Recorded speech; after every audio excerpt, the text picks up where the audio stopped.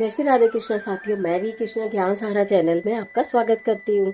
कहते हैं आपके अच्छे स्वास्थ्य और सुखद जीवन की मंगल कामना करती हूँ। आपके अपने इष्ट देवों को कोटि कोटि नमन करते हुए, पितरों को नमन करते हुए वीडियो प्रारंभ करते हैं।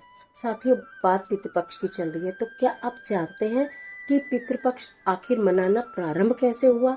क्या आप जानते हैं कि कर्ण को मृत्यु के पश्चात भी पुनः 16 दिन के लिए पृथ्वी पर क्यों आना पड़ा? आज की वीडियो में ऐसी ही एक पौराणिक कथा लेते हुए मैं आपके बीच में। चलिए झटपट वीडियो प्रारंभ कर लेते हैं। कर्ण के कारण ही मनाया जाता है पितृपक्ष। कैसे? श्राद्ध पर्व की यह कथा अधिकांश क्षेत्रों में सुनाई जाती है।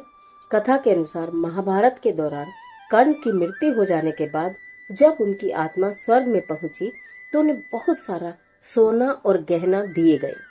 कर्ण की आत्मा को कुछ समझ नहीं आया, वह तो आहार तलाश रहे थे। उन्होंने देवता इंद्र से पूछा कि उन्हें भोजन की जगह सोना क्यों दिया गया। तब देवता इंद्र ने कर्ण को बताया कि उसने अपने जीवित रहते हुए पूरा जीवन सोना ही दान किया, लेकिन अपने पूर्वजों को कभी भी खाना दान नहीं किया। तब कर्ण ने इंद्र से कहा, उन्हें तो यह ज्ञात ही नहीं था कि उनके पूर्वज कौन है और इसी वजह से वे कभी उन्हें कुछ दान नहीं कर पाए। इस सब के बाद कर्ण को उनकी गलती सुधारने का मौका दिया गया और 16 दिन के लिए पृथ्वी पर वापस भेजा गया, जहां उन्होंने अपने पूर्वजों को याद करते हुए उनका श्राद्ध कर उन्हें आहार का दान दिया, तर्पण किया। इन्हीं 16 दिन की अवधि को पितृपक्ष कहा गया और उसके पश्चात कर्ण पुनः फिर स्वर्गलोक को गए और वहां उन्हें भोजन, आहार, वस्त्र, पानी, जल सब कुछ प्राप्त हुआ। कहा जाता है तभी से ये पितृपक्ष प्रारंभ हुआ। 16 दिन के लिए पूर्वज पृथ्वी पर आते हैं, पितृलोक से पृथ्वी पर आते हैं, यमलोक से पृथ्वी पर आते हैं और अपने वंशजों के द्वारे पर जाते हैं, जो उनके निमित्त भोजन, अन्न, वस्त्र, जरूरत की सामग्री का दान करता है, उनके नाम से तर्पण करता है। वो उससे तृप्त होकर उनकी आत्माएं वापस चली जाती हैं।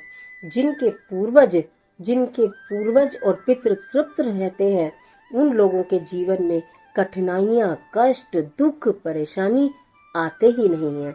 इसलिए इन 16 दिनों में जो अपने पितृ हैं, पूर्वज हैं, उनका सम्मान करना चाहिए। श्राद्ध का मतलब है श्रद्धा, तो आपको पूरा श्रद्धा पूर्वक उनका सम्मान करना चाहिए। यथाशक्ति जितना भी संभव हो उनके निमित्त दान करना चाहिए, भोजन का दान करना चाहिए, ब्राह्मण को जिमाना चाहिए। और हाँ, अगर आपकी सामर्थ्य नहीं है पूरी तरह से भोजन कराने की, तो फिर आप मात्र 1 लोटा जल में तिल डालकर और थोड़ा सा गुड़ भी यदि आप दे देते हैं तो वो उसे भी स्वीकार कर तृप्त होकर चले जाते हैं।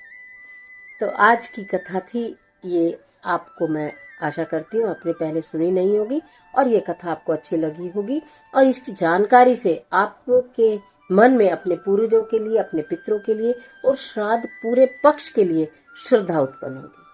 आज के लिए इतना, इजाजत दीजिए। आशा करती हूँ यह वीडियो ये कथा आप भी सुनेंगे और औरों के साथ भी शेयर करेंगे। वीडियो अच्छी लगे तो शेयर भी कर देना, लाइक भी कर देना और इस तरह के तमाम वीडियो के लिए चैनल को सब्सक्राइब भी कर देना और कमेंट बॉक्स में ओम पितृभ्य नमः जरूर लिखना।